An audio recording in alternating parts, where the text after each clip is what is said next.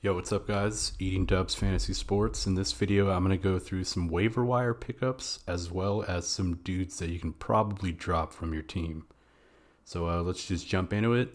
I wrote a little article, so I think it's just easier to reference the article as I have a little bit of info on each pickup. So to start off, some guys that you want to check if they're available. They're probably not, but Michael Gallup, Brandon Ayuk, Elijah Moore, Tony Pollard, and Ramondre Stevenson. Michael Gallup slots in because Cooper has been out, and Michael Gallup had he was the lead dog in last week. I think he had like 10 targets. The Dallas offense really stuttered the entire day, so his production wasn't anything to write home about. But Brandon Ayuk, next guy, hate to admit it, but he has looked great the last couple of weeks. It looks like he's out of Shanahan's doghouse, so pick him up, start him with some pretty high confidence, to be honest. Elijah Moore, he has been an absolute monster since the Jets bye week or since the quarterback change, I believe. Last week, I think he had like 26 fantasy points. Absolute monster, one of the better wide receiver prospects out of this previous draft, and could be one of those week or league winning wide receivers the rest of the season. Tony Pollard, another one. He is so obviously he's the backup to Ezekiel Elliott. It looked like Elliott had season-ending injuries, I think 3 times in the past 2 weeks, and every time Tony Pollard has kind of benefit from Zeke being banged up during those games. And I think there's a small chance that Zeke might miss some time, especially on a short week with Thanksgiving game on Thursday. Check to see if Tony Pollard's available. Pick him up if he is. Ramondre Stevenson, another guy, could be a league winner. He's in a pretty even split at the moment with Damian Harris in New England, but if any of that changes, which it's very possible that it does, just never know with Bill Belichick. I can see Ramondre Stevenson being a super valuable running back rest of the season. Guys you can drop, I'm not going to linger on these too much. Rashad Penny, he had 1 carry last week. It was great. He looked great, 18 yards on that first carry. Then he injured his hamstring. I think, unfortunately, Rashad Penny's career has just been a series of unfortunate injuries, one after another. Mike Davis, get him off your roster. Matt Ryan, yeah, you can't start Matt Ryan. The Falcons look horrible. Trey Sermon, the only reason he got carries was because Jeff Wilson just looked so bad, which interestingly enough, some foreshadowing, Wilson is actually on this list later on. Kenneth Gainwell, get him off your roster. Boston Scott, get him out. It looks like Jordan Howard and Miles Sanders will be the tandem duo in Philadelphia going forward. T.Y. Hilton, I love him, but he's just not involved enough, and the Colts offense is a run-first offense, so you can drop him. Robbie Anderson, looking a little better with Cam under center now, but you just can't trust him, and I don't imagine you ever having the stones to put him in your starting lineup, so you might as well just drop him. The Houston backfield, I know there's some promise in this past week, but I don't want anyone in that backfield, and again, I can't imagine starting anyone with any kind of confidence, so you might as well drop them, get you some valuable roster space. So that took a little bit longer than I actually expected. Moving on to quarterbacks that you can pick up. So this one is not a secret, and it's probably pretty unanimous that Cam Newton should be the priority pickup at quarterback, not only for his upcoming matchup with Miami, but just in general. I think rest of the season Cam should be pretty fantastic. He's 60% owned on Sleeper, and he's looking like the Cam of old. He's looking like the pre-shoulder injury Cam. He's got a cheat code with Christian McCaffrey where he gets you so much additional yards because of his receiving prowess that Cam Newton's receiving stat lines are usually a direct beneficiary of that fact. And, Cam's always good for maybe a rushing touchdown, 40 to 50 rushing yards per game. And he's just generally looked great. Pick him up. Next guy, Taylor Heineke. He's got a fantastic matchup this week against Seattle. He's only 22% owned. And I think it's time we put some respect on his name. He's been a super serviceable, if not pretty good quarterback this entire season. Heineke's not a household name, and he's just ever since he's been put into that starting role, he's performed admirably. You got to give him some respect. And against Seattle this week, just pick him up, start him. Tyrod Taylor's the next one. This is kind of gross to say, but playing against the Jets this week, Tyrod Taylor last week he had a pretty great week. I think he had 2 rushing touchdowns, if I'm not mistaken. I'll actually head on over and double check that shortly.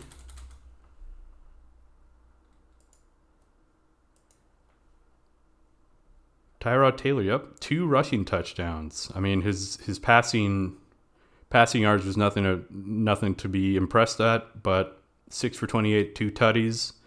I don't think he'll replicate the touchdown production here next week, but you just never know against a team like the Jets. Anything is possible. I could probably score a touchdown from my couch. So moving on to running backs, Devontae Freeman heads this list of waiver wire pickups. He's 60% owned, so he's already pretty owned, and they actually have a pretty tough matchup this week against Cleveland. But Devontae Freeman seems like the lead back. I mean, Latavius Murray came back, and there is a counter argument is that they might just be bringing Latavius back up to speed and kind of giving him a light workload to see how he holds up after his injury. But in any case, Freeman has been pretty fantastic in Murray's stead. So keep rolling with him. The Baltimore offense has been a pass-first offense all season, but you could tell that lately they've been trying to establish the run. So pick him up. He should be a serviceable running back 3 the rest of the season. Next guy, Ty Johnson for the Jets at Houston. So this is he's 30% owned, and Ty Johnson is as I put here, he's about a 3-week rental because of the ankle sprain to Michael Carter for the Jets. So he should be able to get some pretty good production out of Ty Johnson the next 3 weeks. I know when Carter went down on Sunday, what's his name? God damn it.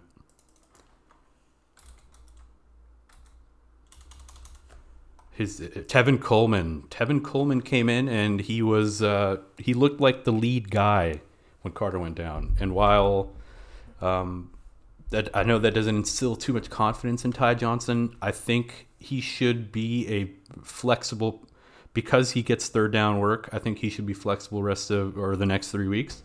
So on that note, Tevin Coleman is also a speculative ad if you guys tend to like more first and second down backs, then Tevin Coleman could be a dude as well. Next guy is Dontrell Hilliard. So this one kind of came out of left field. He's less than 1% owned, of course. And Deontay Foreman had quite a lot of hype on the waiver wire last week. At this rate, we're going to have hype on a different Tennessee running back every week because it was Adrian Peterson. It was not Darrington Evans. What's his name? You guys know who I'm talking about.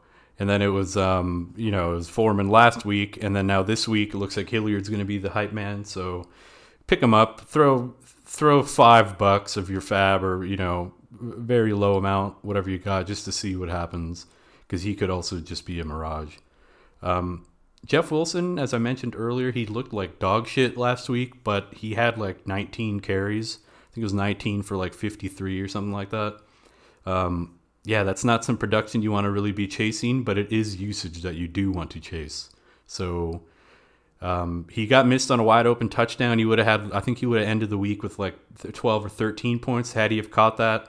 And who knows, maybe, that touchdown opens things up a little more for him, gives him a little more confidence. The O-line maybe has a little more juice.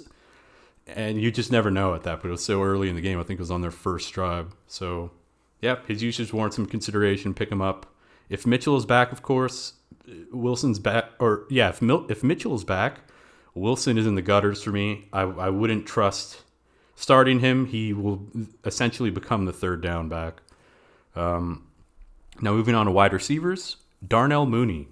Now Darnell Mooney should probably be in the upper category of dudes who are probably not available, but if they are, go pick him up. He is the bona fide wide receiver 1 in Chicago. rest in peace to the wide receiver 1 days of Allen Robinson. Mooney is 70% owned, which means in 30% of leagues, he's still out there. So if he is in your league, pick him up. He's got a primetime Thanksgiving game coming up against the Lions. The Lions are decrepit. The Lions are terrible. The Lions are the worst team in the NFL. That is no surprise considering Jared Goff is, in my opinion, the most overhyped and probably least accurate quarterbacks and the most easily shaken quarterbacks in the league. So, not much to say about Darnell Mooney other than that. Next guy is Tre'Quan Smith. I forgot to actually add some analysis here, but Tre'Quan Smith is shaping out to be the wide receiver 1 for the New Orleans Saints. And I know that doesn't sound like such a valuable asset to own, but Tre'Quan Smith has been getting the targets. He's got a super tough matchup this week against Buffalo, and Buffalo just got their dicks kicked by the Colts, and I imagine Buffalo's going to come out swinging. So temper your expectations this week, but he is a potential hold. I think he's good for like 8 to 12 fantasy points per game, so pick him up. Next guy, Marquez Valdez-Scantling, popped off last week, largely because of the, I think, like 70-yard touchdown bomb that he caught at the end of the game. But, he's finally healthy, and he is the wide receiver 2 on an Aaron Rodgers offense, and that warrants a speculative ad, if not a speculative play, every week, especially this week against the Rams, who, if things go as I imagine, it should be a shootout. Third guy, Cedric Wilson, or fourth guy, Cedric Wilson. So this goes back to the fact that Amari Cooper probably will not be suiting up this week as well, but we don't know yet. He's only 99% owned. They've got a Thanksgiving matchup with the Raiders, and he's been a pretty exciting player. He had 7 targets last week, didn't do much with them, but that type of involvement is something that I like. And the Dallas offense tends to show up on Thanksgiving, so pick him up. I would throw him at a flex or wide receiver 3/4. So yeah, Cedric Wilson. Next guy, super deep sleeper. I don't know if I don't think he warrants consideration on most rosters other than super deep leagues, but Dez Fitzpatrick. He's I think, third-year wide receiver out of Tennessee. Actually, no, scratch that. He's a rookie wide receiver out of Tennessee. The Titans are just decimated by injuries. He had 6 targets last week, 3 receptions and a touchdown. That was against the Texans, so I know that's not too impressive, but I think he is worth a stash. But I would definitely sit him this week against the Patriots. Just sit everyone against the Patriots at this point. I mean, they just look fantastic. And moving on to tight ends, Pat Freiermuth, 60% owned. They're playing the Bengals this week. The Muth is Luth, as they say. He's got 5 touchdowns in the last 4 games. Pick him up, start him. He's looking like he's going to be a top 7 tight end rest of the season, so go for that. Next guy, Cole Kmet, at Detroit this week. He's only 30% owned. He had 90% of snaps last week. I think he always hovers around the 80 to 90% snap rate all season. The passing game for Chicago was pretty much all Mooney last week. I think he had like 70% target share, something ridiculous. And I know that's not such a considerable amount of targets that are going around, but I think that will revert to the mean next week and it'll be more spread out. Komet's a decent play. Pick him up, start him. Tight end is thin as is, so go for it. Next guy is Logan Thomas. Looks like he's returning to practice this week. He's only 55% owned. Logan Thomas should slot back in as a starting tight end, but as most NFL players, period, coming off injury, I like to just sit and wait a week, see what they do. So yeah, that wraps it up for tight ends. All most skill position players, some defense and special teams players that warrant some. I mean, Chicago against the Lions on Thanksgiving, that is a smash start. If Chicago's available, which they are in a lot of my leagues, I'm throwing a good amount of fab on them. Jacksonville, I know that sounds crazy saying to start Jacksonville, but they've actually not been that bad defensively, and they get to play the Jets this week. So because of how ridiculous this fantasy season has gone, I imagine the Jets blow out Jacksonville. But hey, if things go as predicted, Jacksonville should have a pretty solid game. And that culminates this video with Philadelphia. They get to play the Giants. The Giants are decrepit. It's not a smash play by any means. I think Danny Dimes is capable. They've got skill position players like Tony and Saquon that looked actually pretty good last night against the Bucks. But it's a divisional game, and divisional games can be surprisingly tight. But I would still start the Eagles with like pretty average confidence, thinking they get you around 7 to 10 points, something like that. Yeah, guys, that's pretty much it from the waiver wire. Dudes you can drop, dudes that you should pick up. There's probably some more that I'm missing, but hope you enjoy the video, and like and subscribe. I know this video was super not visually stimulating or appealing. Sorry about that. I'm just trying to get the information out, and ramp it up with some better visuals and stimulation, all that kind of stuff. But anyway, take it easy, guys, and eat dubs.